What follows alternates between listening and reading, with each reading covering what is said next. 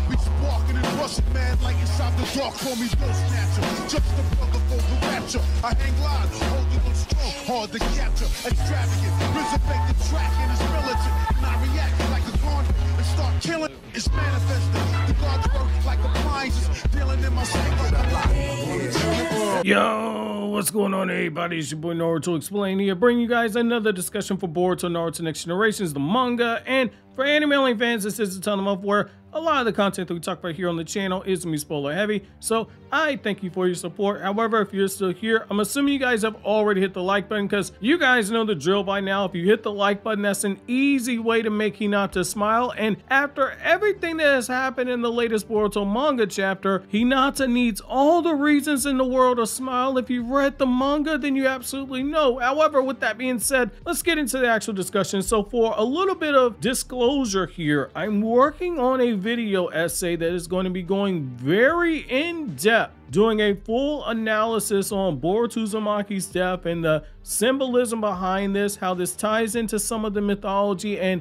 most importantly, why Boruto dying in the way that he did is a absolutely beautiful sacrifice that should be applauded by a lot of the fans right now who are extremely pissed off about the fact that Boruto died. And I'm also going to be blowing up this whole idea that a lot of people seem to have, that Boruto dying was some groundbreaking result that you see in shonen, where you see a main character actually die in the series. This is not the first time this has happened. I've said numerous times here on Naruto Explained, as well as on my first channel Kryptonian, saying that main characters can die, and they have died in shonen before. Now, what I'm going to do here is, I've seen so much outrage over the fact that Boruto is dead, that Kawaki killed him, that the last few manga chapters are focused so heavily on Kawaki and Kawaki's character arc and building him up, and for Kishimoto to focus on Kawaki and then turn around and kill Boruto. A lot of people saying it made absolutely no sense, and I'm going to respectfully disagree. Again, I'm going to go further in detail on the video essay that you guys will probably end up seeing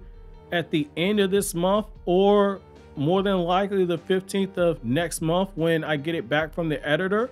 However, the thing that I'm going to say is that this outrage is completely misplaced. So I want to start right now. Boruto dying in the way that he did.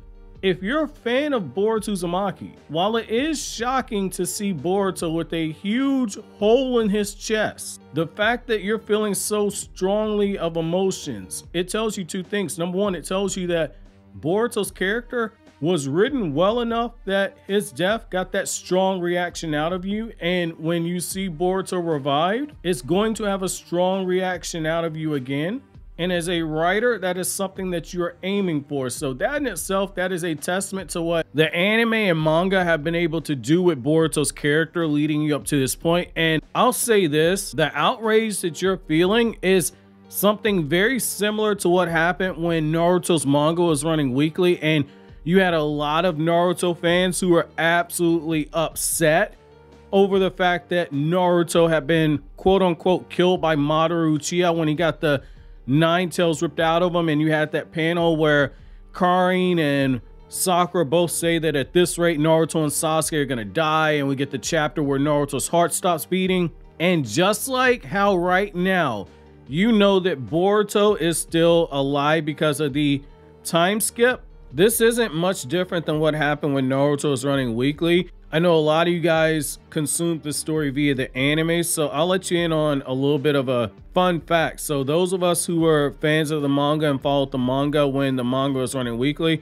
we had known since December 2012 that there was going to be a movie titled Naruto the Last. There had been sketches that had leaked online with adult Naruto. We saw the trailer in the summertime, and the trailer confirmed that Sasuke was still alive. At the time, you still had people who weren't sure whether or not Sasuke was going to live through all the events. The same thing with Naruto. We knew that Naruto was going to be alive. It did not kill any of the tension that you had with the Kaguya arc that was ongoing at the time. And if you want to go back a little bit further, when Madara went pokey on Sasuke and he ripped out the 9 tails out of Naruto in the spring of that year, there was already a still image of Naruto standing on top of, at the time, an unknown surface, and Naruto's in that 19-year-old Naruto form. That didn't kill any of the tension because it's what I've been telling you guys. It's all about the journey because you don't know how we get there.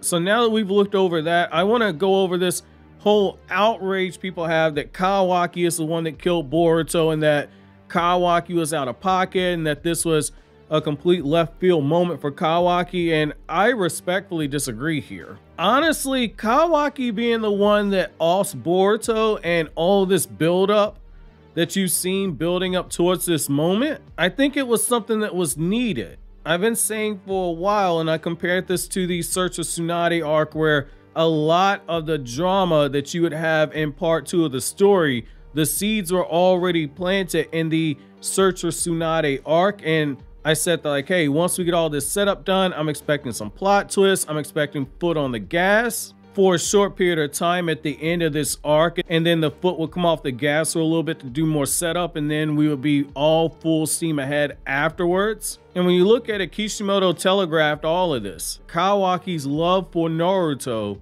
was going to cause him to cross moral lines. And in some ways, Kawaki does parallel Naruto in the sense that Naruto would do anything to protect those bonds he established because he never had them, but Naruto knew what lines not to cross. Kawaki, because of how he was socially brought up, that engineering that the car organization did to him on an emotional level, Kawaki does not know there are certain lines you can't cross. And we've seen how he's been fixated so much on Naruto as a character because he doesn't know how to respond to that fatherly love. And you're seeing the breakdown of Naruto and Kawaki's relationship.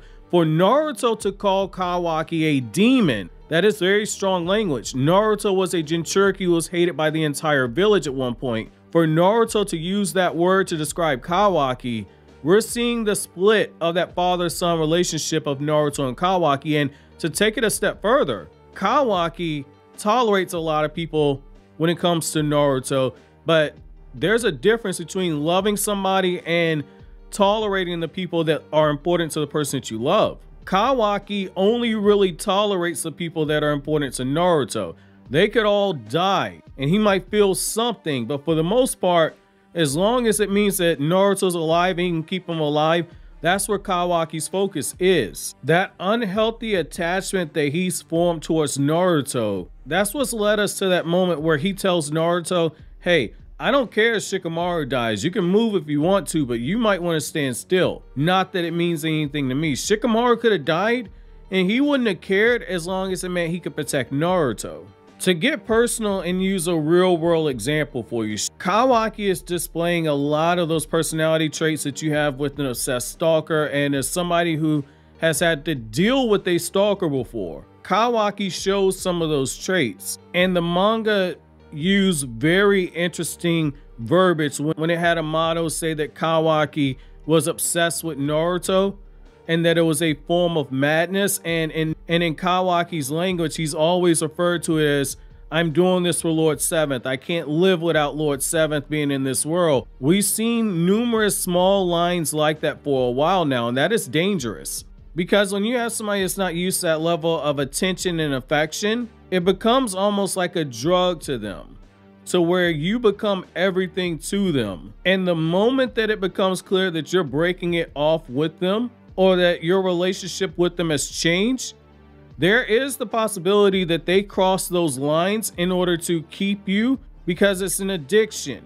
It's an unhealthy addiction, and in some cases they can turn that anger towards you. For me, myself, in my situation, I made the mistake of getting into a relationship with somebody who had not had much dating experience, had not been intimate with anybody before. And because of the nature of our relationship and it being something that they weren't used to, I started noticing disturbing patterns.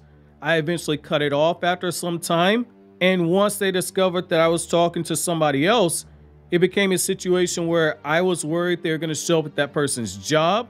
I ended up with a brick through my Mustang's window. And there was a time where I was worried about the safety of people I cared about. When somebody has it in their head that their relationship with you is a certain way, there's not a line that they will not cross. And you're seeing that with Kawaki. For Kawaki, there's not anything he would not do in regards to protecting Naruto because he is obsessed with him. And the manga has shown us that he's willing to do irrational things if it means protecting Naruto. And one of the penchants that you see in Kishimoto's writing is just as how he would have Naruto and Sasuke parallel each other while walking separate journeys.